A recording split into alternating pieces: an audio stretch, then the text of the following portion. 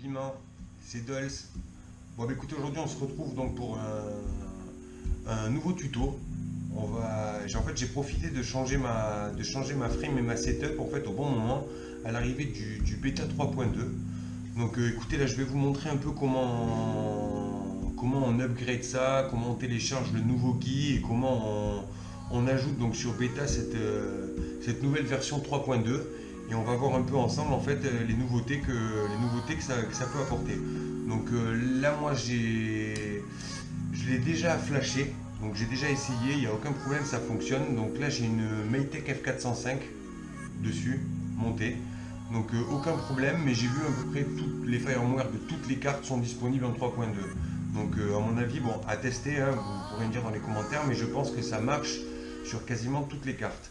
Donc on va se lancer et on va regarder donc un peu tout ça. Donc en première partie on va télécharger le GUI, en deuxième partie on va télécharger donc les firmware pour toutes les cartes. Et une fois ça, je vous montrerai un peu comment flasher et les nouvelles fonctionnalités en fait qu'on trouve, notamment le dynamic filter, comment l'activer. Donc on va regarder ça, on se retrouve directement sur le PC. Allez, à de suite. Donc on est parti. Donc on regarde, du coup évidemment tous les liens seront fournis dans le descriptif YouTube, donc vous aurez juste à regarder ça, je vous fournirai tous les liens, vous n'aurez plus qu'à cliquer dessus pour télécharger. Donc sur le GitHub, GitHub, vous allez devoir télécharger donc le nouveau GUI qui est 3.1.2. Donc vous allez vous retrouver sur cette page, vous n'aurez plus qu'à cliquer donc sur Download ici. Une fois download, ça va être un fichier rare que vous allez devoir décompresser sur le bureau. Une fois décompressé, vous allez vous retrouver avec Betaflight ici, configurator master. Ok, deuxième partie à télécharger. Vous allez vous retrouver donc sur un fichier Dropbox. Donc je vais vous fournir le lien. Vous allez vous retrouver dans ce fichier Dropbox avec donc trois fichiers. Celui qui va nous intéresser, c'est celui-ci. Donc dans celui-ci, vous allez trouver tous les firmware de toutes les cartes. Donc une fois téléchargé, pareil, fichier rare, vous créez un petit fichier sur votre bureau et vous le faites glisser dedans. Donc moi, dans quel cas, vous allez vous retrouver avec ceci. Donc vous ouvrez, je suis désolé, hein, mon PC est un peu long. Vous allez vous retrouver donc avec tous les firmware. Donc voilà, hein, comme on peut voir, comme à l'habitude, vous avez toutes les cartes possibles, inimaginables. Donc une fois que vous avez trouvé le fichier qui vous intéresse en .exe, vous le faites glisser sur votre bureau. Donc moi je l'ai déjà fait glisser, on l'a ici, donc c'est le Betaflight, on va mettre dessus pour la Maytech F405. Ok, une fois fait ça, donc on va retourner sur internet, vous allez rentrer dans vos extensions. Donc pour aller dans les extensions, je vais les fermer comme ça, je vais vous montrer le chemin d'accès. Donc vous allez passer les trois petits points ici, plus d'outils, extensions. Vous cliquez dessus et vous allez arriver donc sur la page avec toutes les extensions que vous avez déjà présentes sur votre PC. Alors moi je me retrouve du coup donc avec Betaflight configurateur 3.1.2, ben évidemment qui est déjà installé puisque je l'avais déjà fait. Donc je vais le supprimer pour vous montrer comment l'installer. Donc on le supprime. Je vous invite à faire pareil avec l'autre configurateur. Vous pouvez le garder ou vous pouvez l'effacer histoire de ne pas se tromper quand vous le chargez. Donc ici vous mettez bien en mode développeur, sinon vous n'aurez pas ces trois petits onglets qui vont vous permettre en fait de charger l'extension directement téléchargée sur votre bureau. Donc ok, on va aller la chercher sur le bureau, Betaflight configurator master, ok c'est la bonne, on clique sur ok et c'est installé. Voilà, donc il va nous rester plus qu'à le lancer. On va brancher l'USB sur la FC et on va rentrer dedans. Ce qu'on va faire dans un premier temps, avant de flasher directement en 3.2, c'est qu'on va sauvegarder tous les réglages qu'on a déjà sur la carte. Moi dans mon cas, je tournais déjà sur la 3.1.7, donc en fait j'avais déjà tout paramétré, PID, mes rates, donc on va tout récupérer. Pour ceux qui ne savent pas, c'est possible de le faire. Donc vous rentrez dans le CLI, le dernier onglet là sur Betaflight. Je vais agrandir pour que vous voyez bien. Ok, donc CLI. Vous rentrez ici, dump, DUMP, entrée. Donc là, vous pouvez voir un grand nombre de lignes de code qui apparaît. Tout ça, c'est tous les réglages que vous avez rentrés donc sur votre carte. Ce qu'on va faire, c'est qu'on va les sélectionner. On va monter, ça prend un peu de temps évidemment parce qu'il y en a. On va en profiter du coup vu qu'on a un peu de temps pour remercier tous les développeurs parce que franchement ils font un super boulot. Depuis le temps que j'utilise Betaflight, c'est fou comment ça a pu évoluer. On les remercie parce qu'ils sont pas souvent remerciés ces gens-là. Donc on va faire un petit CTRL-C pour copier. Ok, donc on va copier tout ça. On va ressortir. Le mieux donc du coup c'est de créer un document texte. Donc là vous allez pouvoir le voir, moi je l'ai déjà fait en fait quand j'ai copié, donc c'est les réglages, donc je vais pas le refaire parce que je voudrais pas les effacer, parce que je sais que j'ai fait quelques changements sans faire exprès et que du coup je préfère garder cela, mais du coup rien de plus simple, vous avez juste à vous mettre là, CTRL V, vous copiez, ça va s'afficher. Évidemment on n'oublie pas de faire un fichier enregistré pour ne pas perdre toute la sauvegarde. Une fois fait, on peut fermer. Et on va se retrouver du coup maintenant à flasher la carte. Pour flasher, on déconnecte. On se retrouve ici sur le troisième petit onglet, donc Firmware Flasher. On se met dessus. Alors rien de plus simple, on va load le firmware. Donc pour ceux qui savent ou qui ont déjà fait, on peut directement flasher depuis le GUI. Donc vous allez choisir sur votre bureau le fichier en .exe que vous allez télécharger. En l'occurrence pour la Maytech F405 ici, on va le sélectionner, ouvrir. Ok, vous vous retrouvez là, un full chip erase. Et du coup vous aurez plus qu'à le lancer une fois que vous aurez mis votre carte en DFU et que vous aurez bien mentionné ici en haut que vous êtes en DFU. Alors écoutez, moi en ce moment ça fonctionne pas, du coup je vais vous donner une autre méthode parce que c'est régulier que ça fonctionne pas et que vous puissiez pas flasher directement depuis le GUI. Si d'ailleurs il y en a qui ont des solutions, parce que même en passant par le CLI, en tapant DFU, j'arrive pas à accéder au DFU. Donc s'il y en a qui ont la solution, qui ont déjà eu ce problème, n'hésitez pas à commenter quand je vais diffuser la vidéo. Vos commentaires seront les bienvenus parce que j'ai pas toujours trouvé la solution. Donc pour ceux qui n'y arriveraient pas, j'utilise deux fichiers. Donc DFU File Manager. C'est ce qui va me permettre en fait, vu que le fichier est en .exe, de le passer en .dfu. Parce que j'utilise Diffuse Demo. Alors ceux qui utilisent KISS, je pense, connaissent un petit peu le logiciel. Ceux qui l'utilisent pas, vous allez le découvrir avec moi. Rien de bien compliqué, ça permet de flasher le firmware, ça rate jamais, ça marche super bien. Mais il va falloir juste le télécharger. Donc évidemment, je vous mets aussi les liens dans le descriptif de la vidéo. Donc on est parti, je lance une recherche. Vous pouvez voir que j'ai pas le dernier Mac sous les doigts tellement c'est long. Me l'ouvrir. Ok, donc on peut voir cette application Diffuse Demo. On clique dessus, on va l'ouvrir. Ok, donc Diffuse, c'est ouvert. Voilà le logiciel. Donc pour commencer, il s'est ouvert en double. Donc pour commencer, on va passer le fichier avec DFU File Manager. On va passer en fait le fichier en .exe en .dfu parce qu'en fait le Diffuse Demo n'accepte pas les .exe. Donc il lui faut directement un fichier en DFU. Alors, vous inquiétez pas, il n'y a rien de plus simple. Donc I want to generate a DFU avec un fichier exe. Donc on clique sur OK. Vous allez vous retrouver avec ici donc S19 or .exe, c'est ce qui nous intéresse. On clique dessus.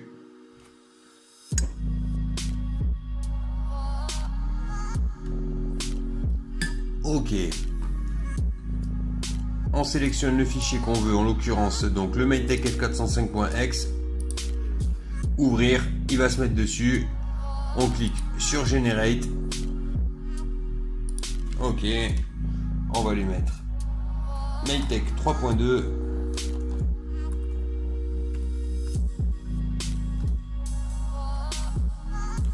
.dfu.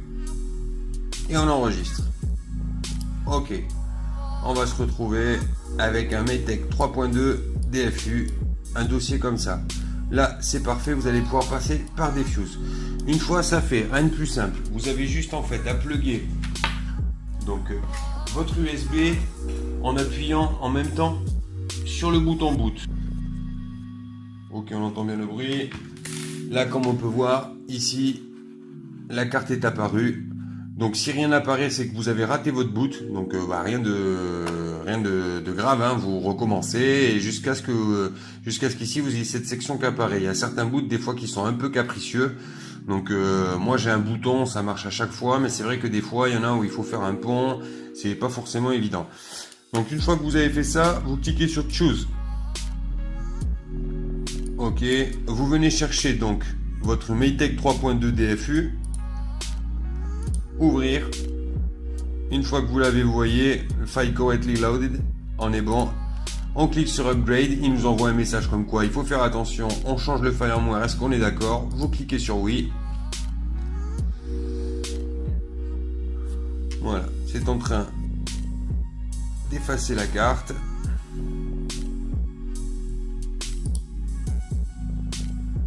Ok, ça charge, on est à 50%.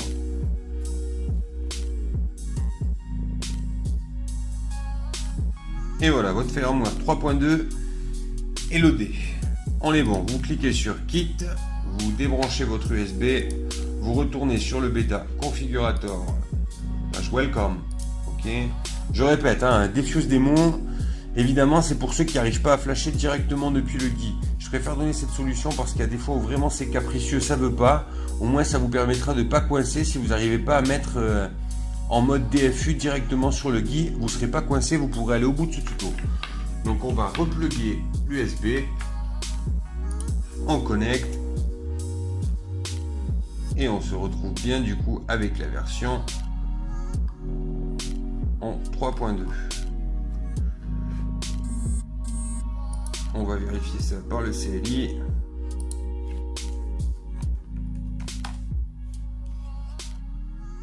Maytech F405 3.2.0. Donc pour vérifier votre version et que ça a bien été fait, vous allez dans le CLI, tout simplement vous écrivez version et vous cliquez sur entrée. Maintenant qu'on a fait ça, le mieux c'est directement de reloader votre setup.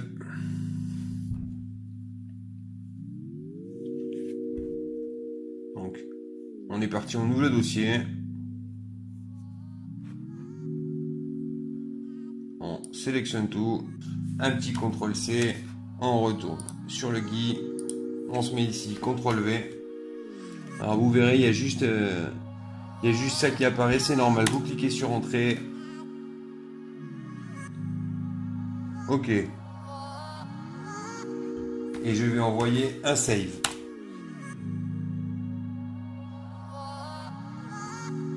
OK, c'est normal, votre carte va reboot. Vous vous retrouvez page d'accueil, vous connectez. On voit bien que l'accès a été déconnecté. On va se mettre sur le port pour voir si mon Serial RX a bien été enclenché. Ok, on voit bien que le Serial RX a été enclenché. On se retrouve avec la configuration. Normalement, il devrait m'avoir mis en DShot 600, pas de moteur. L'orientation est bonne. On se retrouve avec un giron 32 et des PID en 8. Que d'ailleurs, je vais repasser en 8.8. On a bien l'OSD qui est enclenché. On retrouve même son nom pour l'OSD. On save and reboot. Et maintenant, on va regarder du coup un petit peu ensemble ce qui a changé sur le GUI et surtout la partie importante, comment on active donc du coup ce nouveau filtre dynamique. Donc la partie qui est un petit peu changée, donc c'est ici, hein, ça a un peu évolué avec l'OSD, donc on peut rajouter la capacité MH de la lipo, ce qui, j'ai pu voir, fait un calcul un petit peu et un scal tout seul. Au niveau des PID, bah là du coup ça a gardé les miens, hein. Vous avez toujours les filters settings qui sont là, donc vous allez vous retrouver donc en mode receiver, toujours un peu la même chose, voilà. Ici c'est un petit peu changé, vous retrouvez donc le minimum et le maximum commande. Voilà, à 1100 et 1009 par défaut. Donc on va faire un petit save. Au niveau des modes, c'est là qu'il y a un petit peu de changement. Donc on retrouve toujours l'anti-gravity. Vous avez toujours la possibilité de désactiver via un inter votre OSD, toujours la possibilité d'activer la black box depuis un inter, le fail-safe, le air mode, FPV Angle Mix. Voilà où c'est qu'il y a un petit peu du changement. Donc du coup, il prévoit en fait de pouvoir faire du coup des réglages caméra. Donc directement depuis l'OSD. Alors j'ai pas encore essayé, ça sera dans mon prochain tuto. Je suis en train d'essayer puisqu'en fait j'ai reçu la Runcam Split et j'ai vu que la Runcam Split faisait partie donc des caméras qui va pouvoir être contrôlées directement depuis l'OSD. Donc je vais d'abord essayer, je vais tout régler et essayer de voir et puis un petit peu me renseigner aussi au niveau de ce D-Shot Reverse Motor. Parce que alors, je sais pas en quoi ça consiste. Il faut que je lise un petit peu plus. Au niveau de l'OSD, là aussi on a quelques changements. Pour ceux qui ont connu le Vortex, alors ça moi je trouve ça super bien. Évidemment, c'est pas, si on n'a pas réglé un super scale, c'est pas super bien. Mais pour ceux qui ont un Vortex, cette fameuse barre donc qui descend au fil de la conso, moi je trouve ça vraiment bien. Parce que en plein vol, franchement, les écritures, ça fait un petit moment que je vole avec OSD et il m'arrive encore et encore de vider des lipos. Or, cette barre, on l'a vraiment tout le temps sous les yeux et je trouve qu'elle est vraiment bien. Alors bon, il y a encore quelques réglages qui ont été changés. Vous pouvez donc les post-flight, vous pouvez choisir ce que vous voulez qu'on vous donne comme info une fois que vous avez désarmé. Donc voilà, quelques petites nouveautés comme cette barre, hein, toujours aussi facile de placer, hein, vous placez vos éléments où vous les voulez, vous les sélectionnez, vous les allumez, vous les éteignez. Au niveau de la black box, toujours pareil, hein, et on va passer par le CLI. Donc on va activer ce fameux donc filtre dynamique. Donc apparemment c'est une nouvelle gestion des filtres. Donc j'ai pu essayer, j'ai pas je pense encore assez d'heures de vol pour trouver une réelle différence. Je l'ai activé, je vais continuer à voler avec et puis on va voir un peu ce que ça donne et puis je vais vous montrer donc comment on active ça. Donc pour activer, rien de plus simple, donc on écrit feature, ok, donc dynamique, le tiré du 8, filter.